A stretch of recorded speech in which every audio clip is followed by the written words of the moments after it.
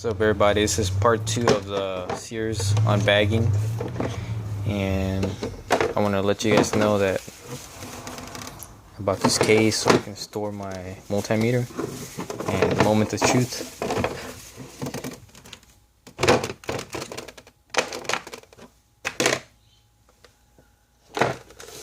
It fits perfect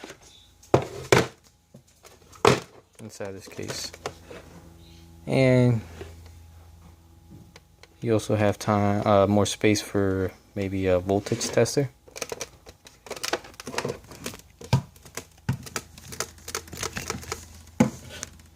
It's a very nice multimeter.